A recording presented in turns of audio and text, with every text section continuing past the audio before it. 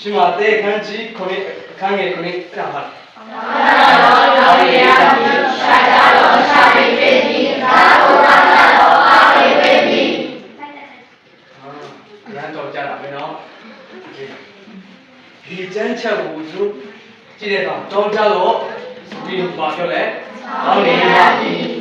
သူခုနအဆူတောင်းတယ်လားဘာတွေတောင်းခဲ့လဲမင်္ဂလာရှိတဲ့ငယ်ဒီမှာလူမျိုးတို့နောက်တစ်ခါခွင့်ကြီးရတဲ့အတွက်ကြောင့်တို့ရှိစွာတရင်ကိုချင်းဝန်းတဲ့ဒီလိုကခွင့်ကြီးပြီးတဲ့အနော်ဆောင်တဲ့တို့ပဲစဉ်းစားပါတယ်နည်းနည်းစေလို့ရှားတယ်ဒီမှာရှိတဲ့ညီကိုတွေနဲ့တွေ့တာကြာတော့နည်းနည်းစေလို့ရှားတယ်နော်ဒါပေမဲ့တရင်ကတို့နဲ့အတူပါရှိနေလို့ကျွန်တော်တို့အာယုချီပြောရင်းပါတယ်တို့ဒီညနေဒီနေ့နဲ့အခုနဲ့အရင်းငယ်အပီအားယူအခုလေးအပီအားယူဒီမှာရှိတဲ့ညီမငယ်တွေအတွက်လည်းခေါင်းအားဝင်းကြီးပိုက်ဆယ်စိတ်ပိုက်ဆယ်ရအောင်ငါဖြစ်စီတဲ့ဒီစကန်တစ်ချက်လေးနဲ့ကျွန်တော်တို့အပီအားယူပြုသွားမှာဖြစ်ပါတယ်တို့အကြီးကအချက်ချက်ကိုကျွန်တော်အရင်ဆုံးဖတ်ချင်ပါတယ်မဖတ်ခင်မှာသူ့ရဲ့ချက်ချက်ကိုကျွန်တော်ရဲ့ခေါ်ပဲအားလုံးဒီကအားလုံးဆိုတော့ရှင်မတဲ့ခန်းကြီးခொနစ်ခန်းငယ်ခொနစ်ပြပါတော်ရည်ရှာကြတော်ရှာရိပေတိသာဝရဏတော်အာရိပေတိရန်တော်ကြတာပဲနော်ဒီကျမ်းချက်ကိုသူကြည့်တဲ့အခါတောင်းကြတော့ဒီဘာပြောလဲတောင်းနေပါပြီသူခုနအဆူတောင်းတယ်လားဘာတွေတောင်းခဲ့လဲ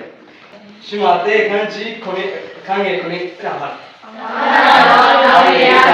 ရှာကြတော်ရှာရိပေတိသာဝရဏတော်အာရိပေတိရန်တော်ကြတာပဲနော်ဒီကျမ်းချက်ကိုသူကြည့်တဲ့အခါတောင်းကြတော့ဒီဘာပြောလဲတောင်းနေပါပြီသူခုနအဆူတောင်းတယ်လားဘာတွေတောင်းခဲ့လဲ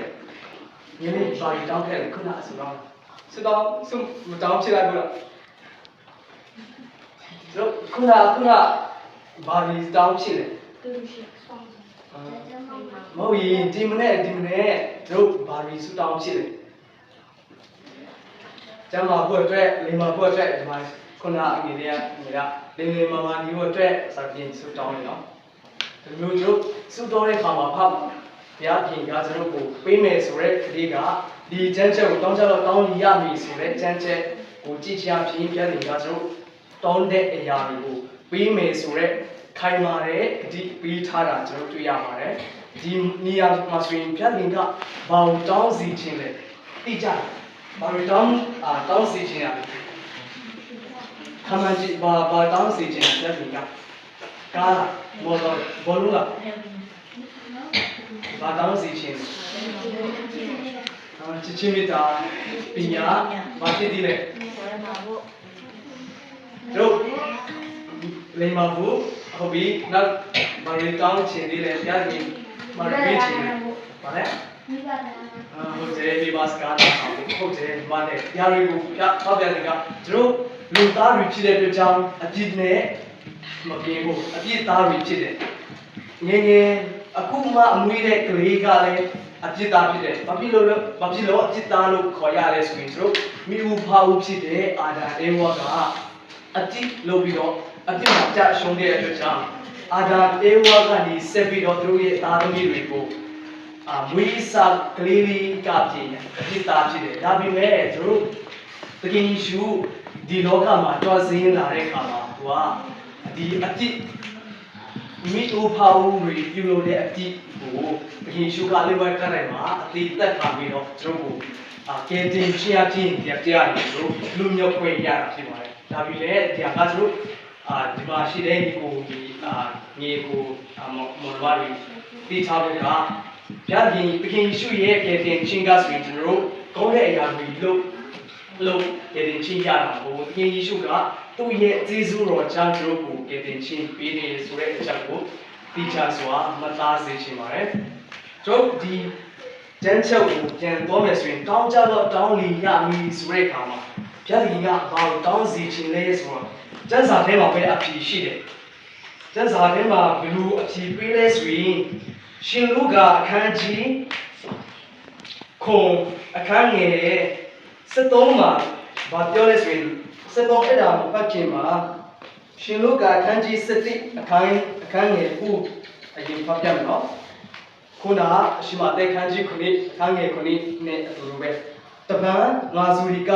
တောင်းကြတော့တောင်းလီရပြီရှာကြတော့ရှာလီတွေ့ပြီတကားမှုခောက်ကြတော့ခောက်လီဝင်းမီဆိုပြီးတော့ရှင်လူကအခန်းကြီး7အခန်းငယ်9မှာလဲတောင်းကြတော့ဆိုပြီးတော့ပေါ်ပြတာကျွန်တော်တွေ့ရပါတယ်ဒီနေရာမှာပြားတင်ကကျွန်တော်ကိုဘာတောင်းစီခြင်းလဲဒီရှင်လူကအခန်းကြီး7အခန်းငယ်9ကနေဆက်ဖတ်မယ်ဆိုရင်အခန်းငယ်73မှာကျွန်တော်အကြည့်တွေ့ရတယ်နော်ဘာပြားတင်ကကျွန်တော်ကိုဘာတောင်းစီခြင်းလဲဆိုရင်ဒီမှာရှင်လူကအခန်းကြီး7အခန်းငယ်73မှာတင်တို့ဒီအစုကြည့်ရပင်ကိုသားတို့အားကောင်းသောအရာကိုပေးတတ်ရင်သူမြတ်ကကောင်းကင်ဘုံ၌ရှိတော်မူသောဒီချာနာတော့နော်တင်တို့အဘဒီစုတောင်းသောသူတို့အားတန်ရှင်သောဝိညာဉ်တော်ကိုတာ၍ပြီးတော်မူပြီးမဟုတ်လို့ဝိညာဉ်တော်ကိုဆိုတော့ဘုရားရှင်ကသူတို့ကိုဘာတောင်းစီခြင်းလဲ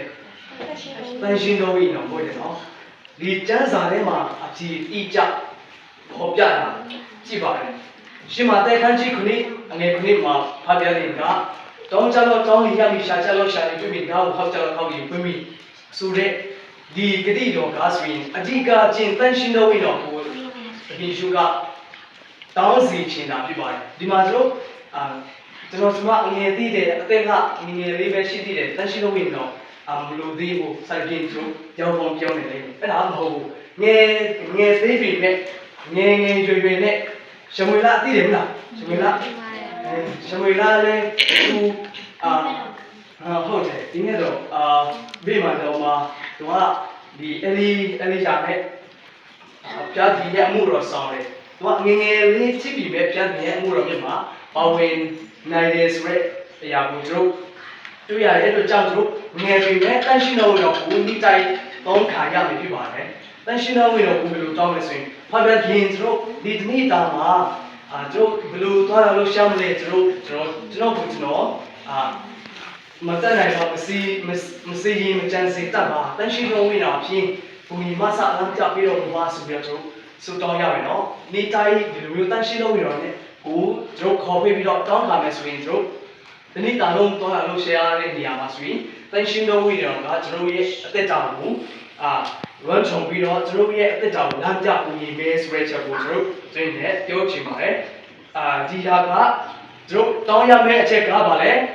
တန်ရှင်တော်ဝိညာဉ်တော်ဒီအချက်ကိုပရမဆုံးမသားစီချင်ပါတယ်နောက်ဆုံးအချက်ကဆိုရင်ဒီမှာတွေ့နေတယ်ဆိုရင်ရှီမာတဲ့အခန်းကြီးငါအခန်းငယ်40လေးမှာဘယ်လိုပေါ်ပြလဲဆိုရင်ငါတင်းရဲ့ဒီကတင်းတို့ဒီကောင်းကင်ဘုံ၌ရှိတော်မူသောတင်းတို့အပါဤတာကြည့်လူတော်ငါတင်းတို့ဤရန်သူတို့ကိုချစ်ကြတော့တင်းတို့ကိုတင်စေသောသူတို့အားမိတာမှုကြတော့တင်းတို့ကိုမုန်းသောသူတို့အားစေစုပြုကြတော့တင်းတို့ကိုနှောက်ယှက်ညှင်းဆဲသောသူတို့အမှုရာသခင်ကိုစူတောင်းကြတော့ဆိုပြီးတော့ပေါ်ပြတာကျွန်တော်တွေ့ရပါတယ်ဒီကျမ်းချက်ကိုကျွန်တော်ကြားတဲ့အခါမှာဘာအတွက်စူတောင်းမယ်လို့ပြောလဲတင်းတို့ကိုနှောက်ယှက်ညှင်းဆဲတဲ့သူတို့အတွက်စူတောင်းပါဥယျာဉ်ရသူတွေအတွက်စူတောင်းပါဆိုပြီးတော့ဒီကျမ်းချက်မှာပေါ်ပြတယ်ဆိုတော့ကျွန်တော်ဒီခါမှာရသူဆိုတဲ့ကောင်ကကိုတတ်ချင်တဲ့သူတွေကိုကြောတာလေအဓိကဖြင့်အဲ့ဒါတော့အဲ့ဒါလည်းပါတယ်ဒါပေမဲ့ဒီနေရာမှာဆိုရင်အခုနေနဲ့ပါပြောချင်ဆိုရင်တို့ဒီအသက်ရှင်တဲ့ကောင်မှာကိုယ့်ရဲ့ငယ်ချင်းတွေကအခါတလေစိတ်ဆိုးအောင်လုပ်တယ်မလားစိတ်မဆိုးဘူးတဲ့သူတွေလက်ထောင်ပြဘယ်သူစိတ်မဆိုးဘူးတဲ့အားလုံးစိတ်ဆိုးတတ်တယ်နော်အခုလည်းစိတ်ဆိုးတတ်တယ်စိတ်ဆိုးတွေကဒီကောင်ကဒီလိုလုပ်လိုက်တာအေးရတာလေစသည်ဒီလိုမျိုးစိတ်ဆိုးတဲ့အခါမှာကိုယ့်ရဲ့ရန်သူကဘယ်လိုဖြစ်သွားလဲကိုယ်နဲ့စိတ်ဆိုးတဲ့သူကသူ့စိတ်နဲ့ကိုယ်စိတ်ကအတူမဖြစ်နိုင်တော့တာနော်ကိုယ့်ရဲ့ရန်သူလိုမျိုးဖြစ်သွားတာဆိုတော့ကျွန်တော်ဒီနေရာမှာဒီခါတလေကျွန်တော်စိတ်ဆိုးတဲ့အခါမှာကိုယ်စိတ်ဆိုးတဲ့ဥပမာဆိုရင်ဒီမှာရှိတဲ့ညီလေးက သူ့ရဲ့ဘီနာတကယ်ချင်းနဲ့စိတ်ဆိုးတယ်ဒီအဲ့ဒီလူမျိုးအခြေအနေမှာဆိုရင်လူသားတွေဖြစ်တဲ့အတွက်ကြောင့်တို့စိတ်ဆိုးတယ်သူ့ကိုသူကကိုယ့်ပေါ်မှာလို့ဒီလိုမျိုးသူ့ကိုပြန်ပြီးတော့လှုပ်ချင်တယ်အကယ်၍ကိုယ့်ကိုလည်းနဲ့ထိုးမယ်ဆိုရင်ကိုလည်းနှစ်ချက်ပြန်ထိုးချင်တယ်စာပြင်းတို့ကိုခန္ဓာနဲ့ရှိတဲ့အတွက်ကြောင့်အဲ့လိုမျိုးလူတာမန်လူတွေမှာရှိပါတယ်ဒါပေမဲ့တို့ခရိယန်တွေခရိယန်ဟောပြီးတော့အခုလည်းစိတ်ဆူတဲ့ငွေချင်းနဲ့ပြန်ပြီးတော့ပြည်လေရတယ်ပြောချင်တာကတို့စိတ်ဆူတဲ့ခါမှာခုပုံမှာမကောတဲ့ຢာကိုလိုတဲ့သူအပေါ်မှာပြန်ပြီးတော့လက်စားချီဖို့သူ့လို့သူကခုပေါ်မှာလို့သူမျိုးပြန်လို့မှုမဟုတ်ဘဲနဲ့သူ့အတွက်စူတောင်းပေးရမယ်ဆိုတဲ့အချက်ကိုအခုလည်းပြောချင်ပါတယ်ဆိုတော့ဒီကနေမှာအဓိကမတ်တာစီချင်တဲ့အချက်ကဆိုရင်တို့ခက်ရင်ကတို့ကိုဘာလို့တောင်းစီချင်တာလဲတန်ရှင်တော်ဝင်တော့ကိုနေ့တိုင်းတို့တောင်းရမယ်ဒီတန်ရှင်တော်ဝင်တော့ဝါစာချင်းအချင်းကကျွန်တော်နောက်ဆုံးသောနေ့ရက်မှာတို့ကြုံတွေ့ရမယ်ခက်ခဲတွေနေ့ရက်တိုင်းမှာကြုံတွေ့ရမယ်စုံစမ်းနှောက်ယှက်ခြင်းတွေကြောင့်လွှမ်းနိုင်မယ်ဖြစ်တာကိုတို့သတိရမတာဘူးဒီချက်တန်ရှင်တော်ဝင်တော့တောင်းဖို့နောက်တစ်ချက်ကကိုနဲ့ရန်ချစ်တဲ့သူစာချင်းကိုနဲ့အစဉ်ကြည့်တဲ့သူအတွက်စူတောင်းပေးရမယ်ဖို့အတွက်ကတန်ရှင်တော်ဝင်တော်မူနေ့တိုင်းတောင်းပေးရတောင်းရမယ်ပြီးတော့နေ့တိုင်းမှာတို့အပေ၍ကိုနဲ့စိတ်ဆူနေတဲ့သူကိုနဲ့စိတ်မကြည်တဲ့သူရှိရင်သူအတွက်ကိုယ့်ရဲ့ငွေချင်းအတွက်ပေါ့ရှင်းပြောင်းမယ်ဆိုရင်ကိုယ့်ရဲ့ငွေချင်းကိုယ့်ရဲ့ကိုယ်မှာအတွက်စူတောင်းပေးရမယ်ဆိုတဲ့ချက်ဒီတစ်ချက်တန်ရှင်တော်ဝင်တော်မူနေ့တိုင်းနေ့စဉ်နဲ့ညတောင်းဖို့နဲ့ကိုယ့်ရဲ့ငွေချင်းမိဘတွေအတွက်စူတောင်းဖို့ဒီတစ်ချက်ကိုကြော်ရင်းနဲ့